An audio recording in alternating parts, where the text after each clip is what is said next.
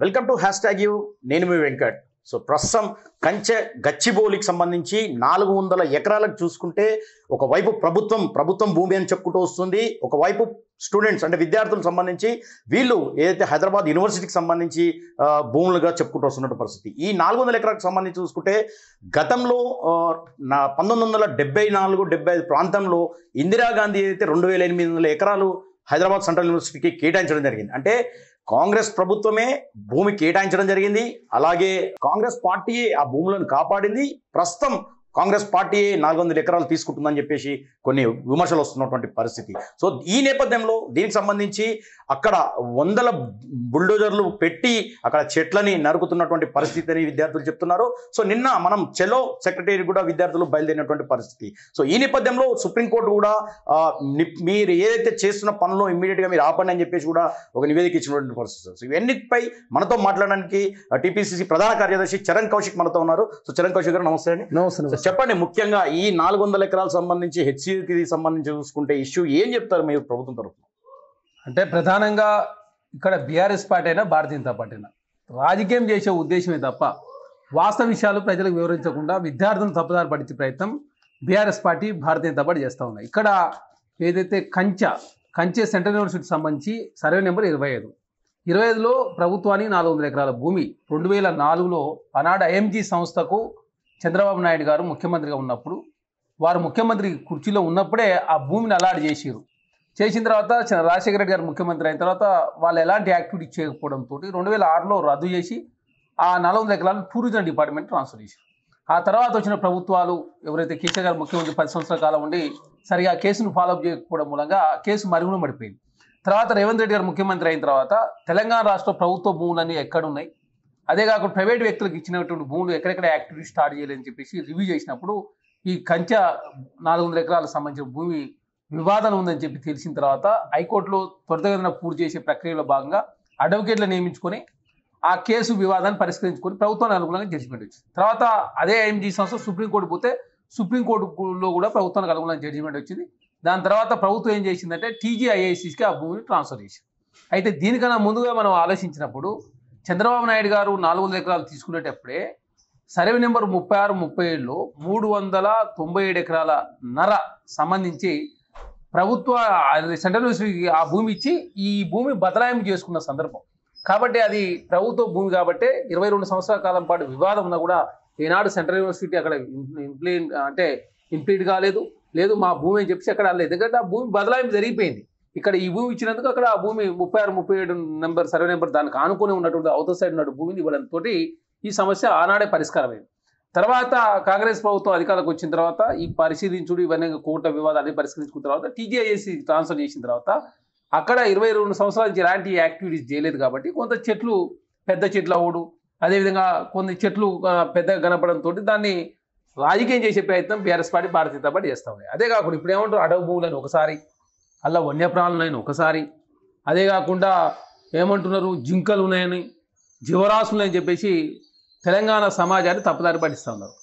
ఇంత ఇదేనే ప్రకృతి మీద మీకు ప్రేమ ఉంది కదా, మరి ప్రకృతి మీద ప్రేమ ఉంటే హైదరాబాద్ సెంట్రల్ యూనివర్సిటీ నుంచి 25వ సర్వే నెంబర్లో 100 ఫీట్ల రోడ్డు తీసుకుపోయి మహోం వివాహంగా 25 ఎకరాలకు సంబంధించినటువంటి ఆకాశ ఆర్మలు కట్టించడానికి మీరు ప్రభుత్వ భూములకు రోడ్డు వేసుకు తీసుకుపోయారు. మరి ఆనాడు ఎందుకు బీఆర్ఎస్ పార్టీ గుర్తు రాలేదు, ఎందుకు భారతీయ జనతా పార్టీ ప్రశ్నించలేదు?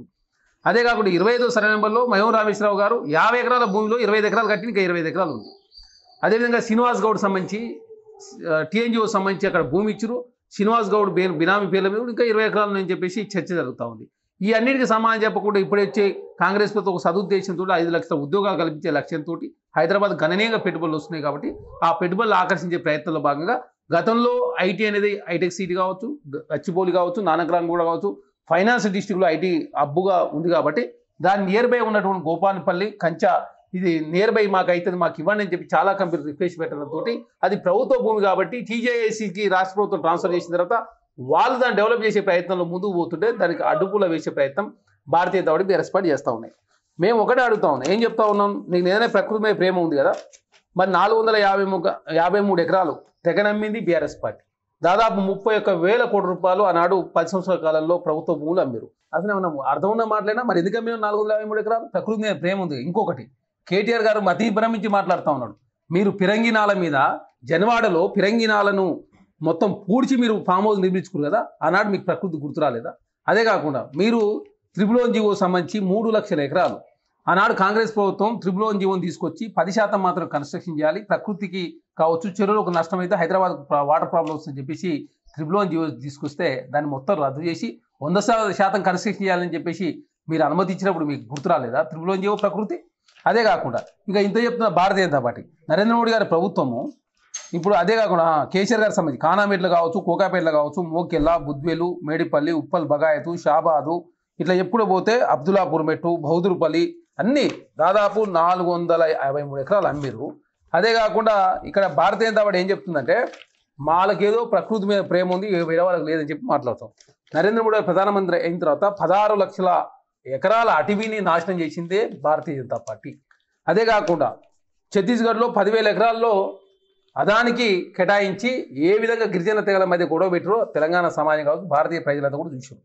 అదే కాకుండా మణిపూర్లో ఏకంగా అదానికి అడవి భూములు అప్పచెప్పడంతో 2 తెగల మధ్య 2 సంవత్సరాల కాలం పాటు మానరోహం ఏ విధంగా జరిగిందో భారతదేశంలో ప్రజలంతా కూడా చూసారు. అదే కాకుండా కార్పొరేట్లు కంపెనీలకు అనుమతులు ఇచ్చినప్పుడు పర్యావరణ అనుమతులు గతంలో కాంగ్రెస్ ప్రభుత్వం అధికారంలో 600 రోజులు ఆచి తూచి ఇచ్చేవాళ్ళు, ఇప్పుడు అది 170 రోజులు కుదించింది కూడా భారతీయ జనతా పార్టీ. అదే కాకుండా ఈ national board for wild life అని ఇందులో 15 మంది సభ్యులు ఉంటారు, దాన్ని ఎక్కువ మంది సభ్యులు ఉన్నతో అందరినీ మనం సమీకృతం చేయలేకపోతే అందరూ ఒప్పించలేకపోతాం అని చెప్పేసి 3 మంది కుదించింది భారతీయ జనతా పార్టీ. ఇక భారతీయ జనతా పార్టీ పెద్ద పెద్ద మాటలు మాట్లాడుతారు. కిషన్ రెడ్డి గారు, బండి సంజయ్ గారు, అదేవిధంగా అరవింద్ గారు, ఈటల రాజేందర్ గారు అయితే ఏకంగా ఆనాడు కేసీఆర్ గారు ప్రభుత్వంలో మంత్రివర్గాలు ఉన్నారు. మహబూబ్ వివాహంగా కట్టినప్పుడు కేటీఆర్ గారు మన ఈటల రాజేందర్ గారు మంత్రే, హరీష్ రావు గారు మంత్రే, వాళ్ళకి ఏదో ప్రకృతి మీద ప్రేమ ఉంది కానీ. అదే కాకుండా కాంగ్రెస్ పార్టీ ఒక సదుద్దేశంతో మేము హైదరాబాద్లో హైడ్రాని తీసుకొచ్చాం. హైడ్రాన్ ఎందుకు తీసుకొచ్చినాం? చెరువులను ప్రకృతిని రక్షించాలి, హైదరాబాద్ అంటే రాక్స్ లేక్స్ అని చెప్పి ప్రభుత్వం భావిస్తే హైడ్రా విషయంలో ఎంత పెద్ద ఎత్తున గలాడి చేసిరో తెలంగాణ సమాజం మర్చిపోయిరా.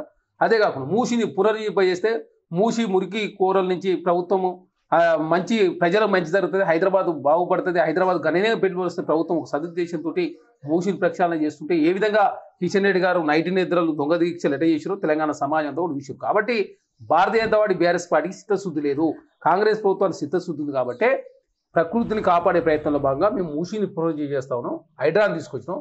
అదే కాకుండా బీఆర్ఎస్ ఆయనలో అటవీ సంబంధించి వృక్ష సంపద ఎంత తగ్గిపోయిందో తెలంగాణ సమాజాన్ని కూడా మేము చర్చ చేయడానికి సిద్ధంగా ఉంది. ఎందుకంటే బీఆర్ఎస్ పార్టీ తెలంగాణ రాష్ట్రంలో 10 సంవత్సరాల కాలంలో వాళ్ళు వచ్చిన తర్వాత అడవి భూములు అన్యాక్రాంతం అయిపోయినాయి. కాబట్టి ధరణి పేరు మీద వాళ్ళు లక్షల ఎకరాలు గుంజుకున్నారు. కాబట్టి కాంగ్రెస్ ప్రభుత్వానికి సిద్ధశుద్ధి అనవసర విద్యార్థులు రెచ్చగొట్టే ప్రయత్నాన్ని మానుకోవాలని చెప్పి కోరుతాం. కానీ ఇక్కడ మాత్రం ఈ 400 ఎకరాలు అంటే ఏదైతే గచ్చిబౌలి సంబంధించి చూసుకుంటే కూల్చడం ఎందుకు అంత తొందర? ఇంకొకటి ఏంటంటే ఈ 400 ఎకరాల పైన ఎందుకు కన్నుపడము, ప్లస్ ఇంకోటి ఏంటంటే మీరు నిరుద్యోగులకు ఏదో ఉద్యోగం ఇస్తామని పేరుతో ఈ 400 ఎకరాలు ప్రైవేటీకరణకు అప్పచెప్పే ప్రయత్నం చేస్తున్నారని చెప్పి కేటీఆర్ అంటున్నారు. ఇక్కడ కేటీఆర్కి మతి భ్రమించి చెప్తున్నాం కదా, పదవి పోయిన తర్వాత మతి భ్రమించి మందు తాగి సంవత్సరాల కాలం పాటు మందు బంద్ చేసిన వ్యక్తి ఏ విధంగా ప్రవర్తిస్తాడో కేటీఆర్ అట్లా ప్రవర్తిస్తూ ఉన్నాడు. వారి ఆయనలో మీరు ఇష్టం వచ్చినట్టు మీరు భూములు అమ్మి త్రిబులోన్ జీవో తీసేసి మీరే పిరంగినాలని డిస్టర్బ్ చేసి అక్కడనే మీరు గెస్ట్ హౌస్ కట్టుకొని ఇక్కడ ప్రభుత్వము నిరుద్యోగులకు ఉద్యోగాలు కల్పించే లక్ష్యంతో ముందుకు పోతా ఉంది. మేము వచ్చిన తర్వాత తెలంగాణ రాష్ట్రంలో నిరుద్యోగము తగ్గిన మాట వాస్తవం. అదేగా మేము వచ్చిన తర్వాత జిహెచ్డిపి తెలంగాణ రాష్ట్రం 3.8% 4.9 పెరిగిన మాట వాస్తవం. నిరుద్యోగం 23.3% నుంచి 18.9% తగ్గిన మాట వాస్తవం. మేము వచ్చిన తర్వాత విద్యార్థులకు నిరుద్యోగులకు 55,000 గవర్నమెంట్ ఉద్యోగాలు ఇచ్చిన మాట వాస్తవం. స్కిల్ యూనివర్సిటీ, స్పోర్ట్స్ యూనివర్సిటీ, అదేవిధంగా ఐటీఐ ప్లేస్లో అడ్వాన్స్ ట్రైనింగ్ ఇన్స్టిట్యూషన్ తీసుకొచ్చి విద్యార్థులు మెరుగైనటువంటి స్కిల్స్ ఇంప్రూవ్మెంట్ చేసే ప్రయత్నం కాంగ్రెస్ ప్రభుత్వం చేస్తాం. మీకు విద్యార్థుల మీద ప్రేమ ఉందా? మీకు ప్రకృతి మీద ప్రేమ ఉందా? మీకు ఎంతసేపు పెట్టుబడిదారుల మీద ప్రేమ ఉంది. కాబట్టి ఆనాడు అప్పనంగా మయం రామేశ్వరరావుకి ఎంత పెద్ద ఎత్తున భూములు అప్పచెప్పారో చూసారు. ఎట్రో పార్థసారథి రెడ్డి గారికి ఏ విధంగా భూములు ఇచ్చారో తెలంగాణ సమాజంతో చూసారు కదా.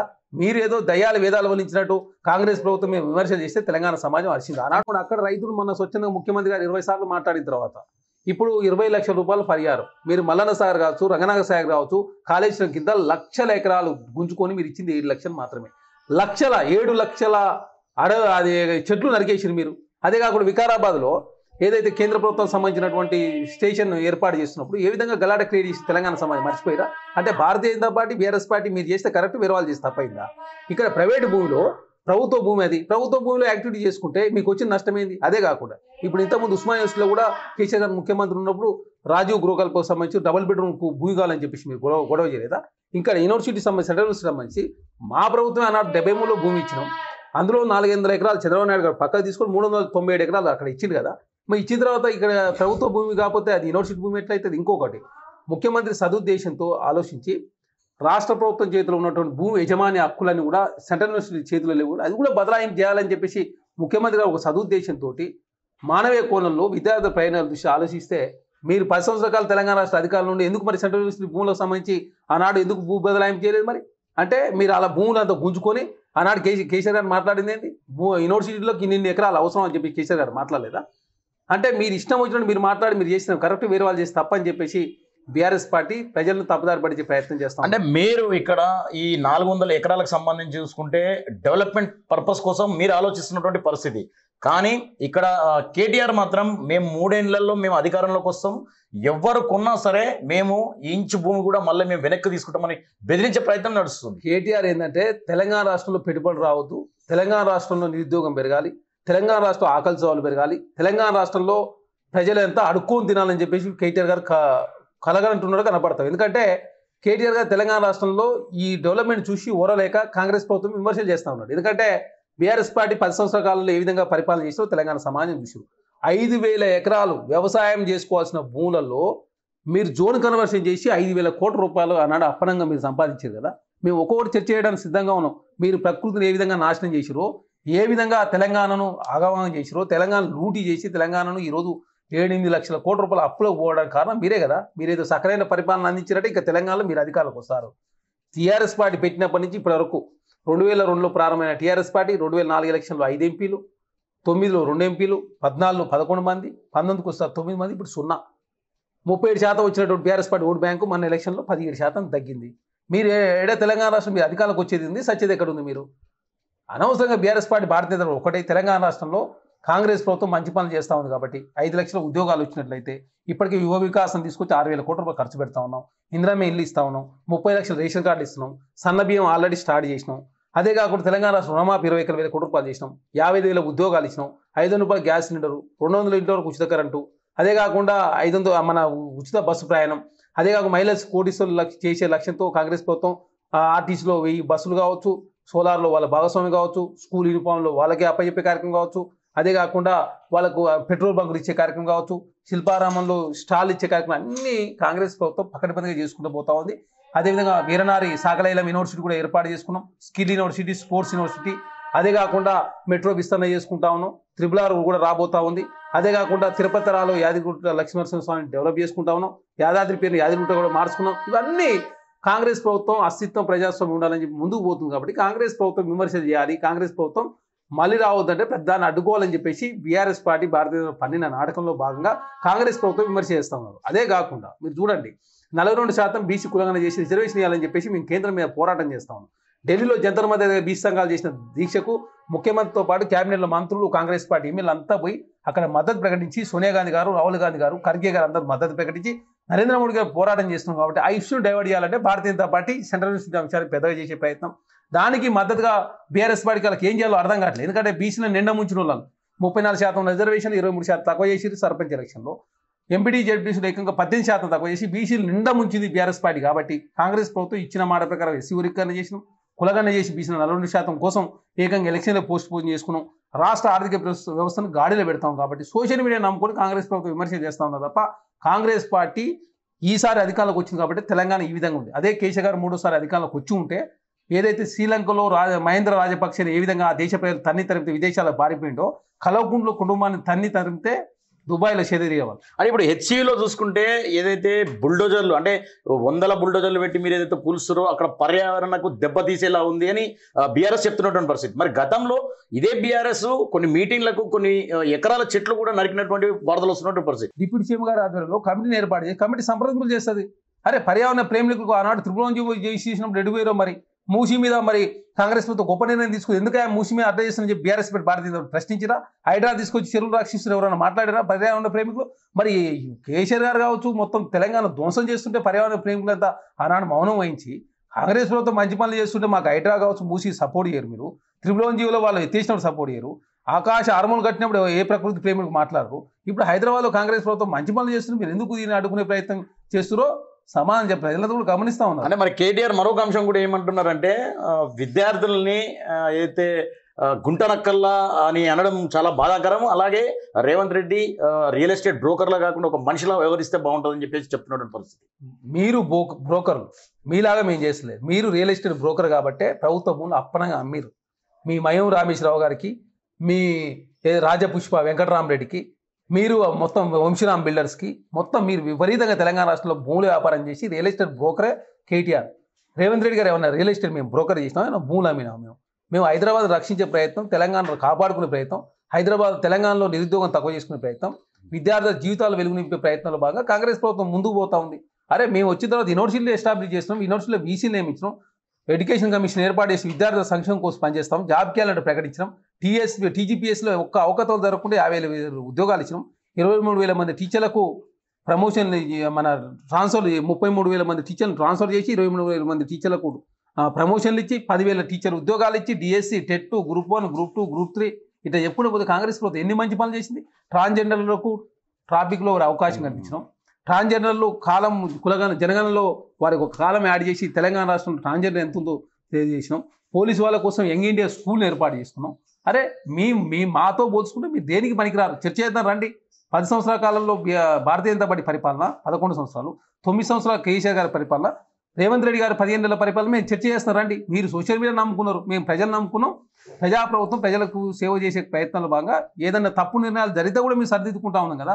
మీలాగా ఏదో ఫామ్ హౌస్లో కూర్చొని ఇదే డైనింగ్ టేబుల్ మీద కూర్చొని మేము చెప్పిందే వేదం అని చెప్పి ఎక్కడ మాట్లాడతలేం కదా. ఏది చేసినా మీరు డైనింగ్ టేబుల్ మీద కూర్చుంటూ ఫామ్ హౌస్లో రెస్ట్ తీసుకుంటూ మేము చెప్పిందే వేదం, వేరే వాళ్ళు చేసిన తప్పు అని చెప్పేసి బీఆర్ఎస్ పార్టీ మాట్లాడుతుంది. కాబట్టి వారి ఓటు బ్యాంక్ అనామతగా 37%, 17%. బీఆర్ఎస్ పార్టీ పని అయిపోయింది తెలంగాణ రాష్ట్రంలో, వాళ్ళు పని అయిపోయింది కాబట్టి ఉనికి కాపాడుకునే ప్రయత్నంలో భాగంగా కాంగ్రెస్ ప్రభుత్వమే విమర్శ చేస్తాం. సో ఫైనల్గా హైదరాబాద్ సెంట్రల్ యూనివర్సిటీకి సంబంధించి చూసుకుంటే అక్కడ విద్యార్థులు ఎవరైతే నిరసన తెలుపుతున్నారో సో వాళ్ళకు కానీ అలాగే తెలంగాణ ప్రజలకు కానీ సో ఏం చెప్తారు ఫైనల్గా మీరు? దయచేసి విద్యార్థి లోకానికంతా మేము ఒకటే రిక్వెస్ట్ చేస్తాం, ఎక్కడ కూడా కాంగ్రెస్ ప్రభుత్వం విద్యార్థులకు నష్టమయ్యే పనులు మేము చేయము. అదే కాకుండా ఆనాడు ఇందిరాగాంధీ గారు పెట్టినప్పుడు రాష్ట్ర ప్రభుత్వంలో ఉన్నటువంటి ముఖ్యమంత్రులు ప్రధానంగా ఆనాడు సెంట్రల్ యూనివర్సిటీకి భూములు ఇచ్చిందే కాంగ్రెస్ ప్రభుత్వం. అదే కాకుండా ఇప్పుడు భూములు కూడా సెంట్రల్ యూనివర్సిటీలో ఉన్నటువంటి భూములు కూడా వారి కావు, రాష్ట్ర ప్రభుత్వం ఆధీనంలో అంటే ఏదైతే రిజిస్ట్రేషన్ పవర్స్ అని కూడా రాష్ట్ర ప్రభుత్వం చేతిలో ఉన్నాయి కాబట్టి అవి కూడా సెంట్రల్ యూనివర్సిటీ ట్రాన్స్ఫర్ చేసి మెరైనటువంటి విద్యా ప్రమాణాలు పెంచే ప్రయత్నంలో భాగంగా కాంగ్రెస్ ప్రభుత్వం ముందుకు పోతా ఉంది. విద్యార్థులకు నష్టమే పనులు ఎక్కడ కూడా కాంగ్రెస్ ప్రభుత్వం చేయలేదు. Bharatiya Janata party BRS party రాజకీయం చేస్తూ ఉన్నాయి. బీసీల ఈ అంశాన్ని పక్కదారి పడిచే ప్రయత్నంలో భాగంగా సెంట్రల్ యూనివర్సిటీ అంశాన్ని పెద్దగా చేసి చూపించే ప్రయత్నం వారు చేస్తూ ఉన్నారు. కాబట్టి కాంగ్రెస్ పార్టీ ఎక్కడ కూడా మీరు గుర్తుపెట్టుకొని తెలంగాణ రాష్ట్రంలో కాంగ్రెస్ ప్రభుత్వం అధికారంలోకి వచ్చిన తర్వాత ఏ విద్యార్థి లోకానికి నష్టమే పనులు మేము ఎక్కడ చేసినాం. అవసరం ఉంటే నిరుద్యోగులతోటి ఎప్పటికప్పుడు సంప్రదింపులు కాంగ్రెస్ పార్టీ చేసినాం. గ్రూప్ 1లో ఏమైనా ఇబ్బంది అయిందంటే గ్రూప్ 1లో పిలిపించి డిప్యూటీ సీఎం గారు అదేవిధంగా ముఖ్యమంత్రి గారు సూచన మేరకు ఆనాడు చర్చలు చేసినాం. ఇప్పుడు కూడా అందరూ వాళ్ళ యొక్క నివృత్తి చేసే ప్రయత్నంలో భాగంగా డిప్యూటీ సీఎం గారి నేతృత్వంలో కమిటీ కూడా ఏర్పాటు చేసినాం. కాబట్టి ఎక్కడ కూడా ప్రకృతికి ఇబ్బంది అయ్యే పనులు కావచ్చు, సెంట్రల్ యూనివర్సిటీ కావచ్చు, విద్యార్థులకు నష్టమే పనులు ఎక్కడ కూడా చేయం.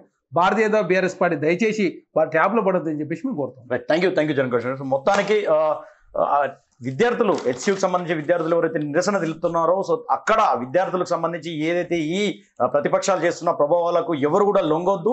సో కాంగ్రెస్ పార్టీ అన్నిందాల వీళ్ళకు ధైర్యం చెప్పే విధంగా ఉంటుంది. సో అక్కడ లోపల కూడా అయితే వన్యప్రాణులకు సంబంధించి అవన్నీ ఏం జరగట్లేదని చెప్పేసి, ఇవే కాకుండా అక్కడ ఉన్న విద్యార్థులు ఎవరు కూడా ట్రాప్లో పడకూడదు. సో వాళ్ళకు నిరుద్యోగులకు కూడా మేము అండగా కాంగ్రెస్ పార్టీ ఉంటుందని చెప్పేసి చరణ్ కౌశిక్ చెప్తున్నటువంటి పరిస్థితి. వీడియో చేసి భూపాల్తో వెంకట్, హైదరాబాద్.